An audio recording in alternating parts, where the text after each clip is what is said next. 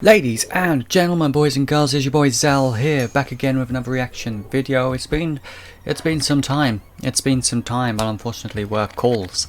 So here we are. We got a lot of reactions to catch up on. We got a lot of things to do. So I'll get straight into it. We got this. I think it's called A New World or just New World. It's from Amazon Game Studios by the looks of it. Yeah, Amazon Game Studios, New World. It's an MMO, so kind of like World of Warcraft. It says MMO, but it's more like an MMORPG, I would say, just looking at it straight from the off. Whether I'm right or not, I'm not too sure, but we're going to learn a little bit about this game.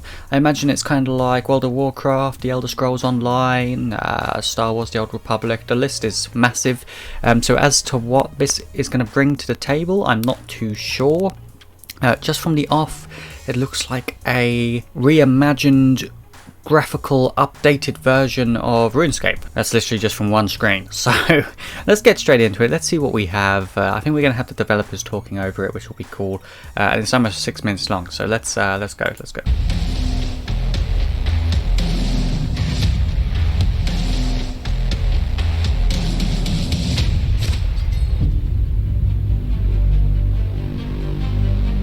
Looks to be everything that a good MMO should be.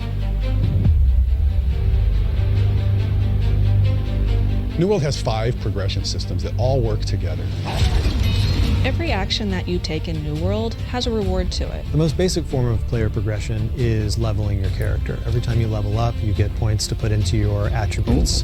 Second one is weapon. The interface is nice. The more I use my weapon, the better I get with that weapon. I can assign points to give me weapon abilities. The interface is really nice. The third one is our trade skill progression. Whether I'm a gatherer or I'm a blacksmith, the more I do that thing, the better at it I get. I think that's pretty Fourth standard. one is territory standing. Just by playing in a territory, you'll gain territory standing, which gives you access to bonuses like increased experience, reduced fees, and houses. Then the fifth one is factions. You join a faction at some point in the game if you want to experience the PvP side. As you do faction missions, you gain faction reputation. That enables me to get better gear and goods from the faction, which is very cool gear. So there's a lot of different ways you get to experience the world of Eternum, and these are just the first ones that you'll get to Hammer taste. look nice.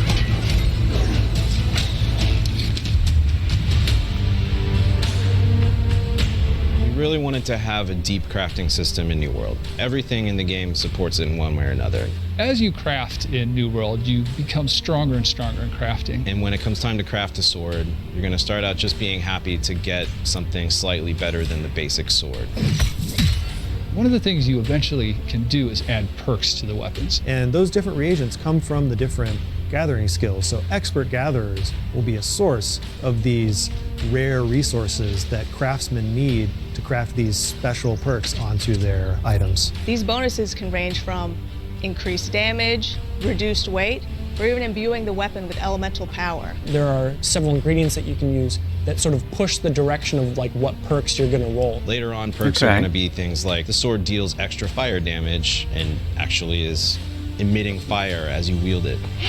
That's quite cool. That's very cool. Weapons can also have gem slots, and you can take gems that you find out in the world and slot them into the weapon to add even more additional effects. Crafting weapons and armor gives you an outlet to where if I'm not finding drops, but I do discover a recipe, I can try to craft items that really suit my playstyle and are very unique. Between perks, gems, and the crafting skill families, you have massive amounts of control over your crafts. Depending on the time you want to spend in it, you can become the best craftsman on the server.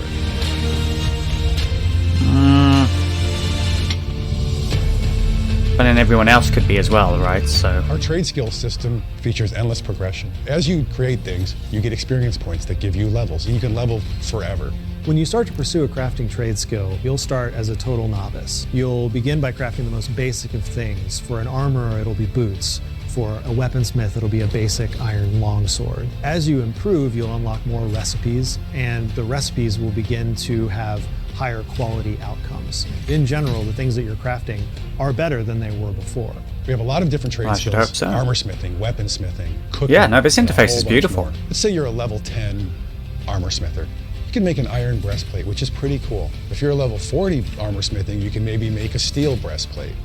Maybe if you're a level 100, you can make a star metal breastplate, which of course requires you to have cooler and better ingredients. This is one of our many progression systems inside of New World.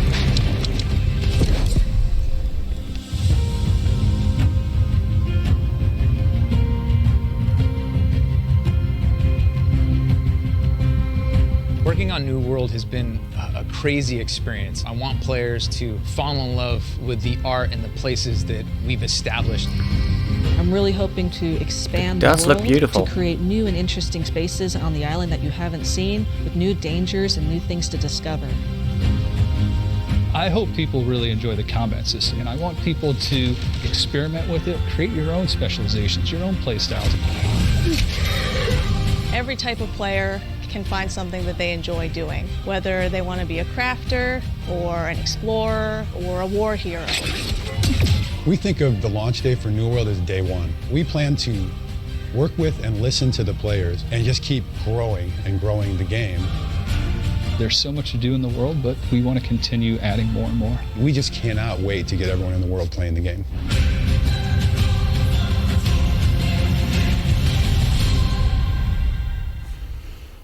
August 25th, huh? Okay, so I assume it's, by the looks of it, it's not at free to play. I don't know how much it is. Maybe it's a AAA price, I don't know. Let's have a look. Can we see how much it is?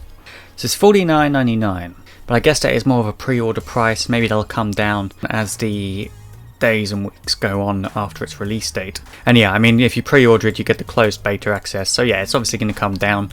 I could see this pricing about $39.99 probably. Maybe, mind you, that's a deluxe edition. So what? Ah, there we go. Yeah, so standard. Cool. Okay, yeah, so $39.99. It looks good. It does remind me a lot of The Elder Scrolls Online. It reminds me an awful lot of The Elder Scrolls Online. I think the fact it has the whole Amazon bit on it, the whole Amazon company behind it, it's going to be pretty successful. Because, I mean, ad-wise, they're going to push it whenever you're shopping. Going by what you buy on the site, I imagine they're going to push this game pretty hard. But it does look good, and it's about time we had a reasonably good-looking MMO. I mean, World of Warcraft is dated in places, but it's still one of, if not the best MMO that has been released. Star Wars The Old Republic. That is good if you're a big Star Wars fan. There are some frustrations with that game, but it's okay. It's not bad. And then The Elder Scrolls Online, I think that's more of you either love it or hate it. Unfortunately, I am the latter. I'm not a fan of that one. But this looks good, and the fact that there's a whole trailer just talking about the progression and the crafting system must mean that there is an awful lot more to see. Which it looks like there is. Combat Unleashed. How long is this? We'll quickly watch this one. Why not? We might as well. We might as well take a look.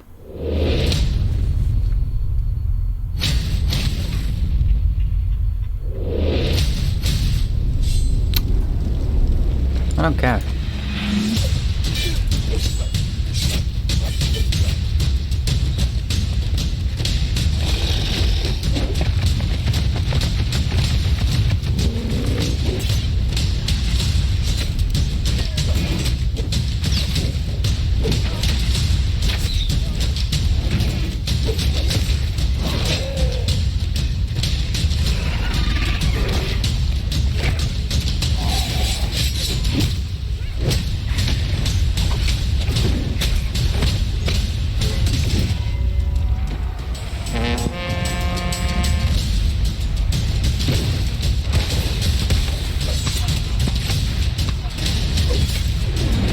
Okay.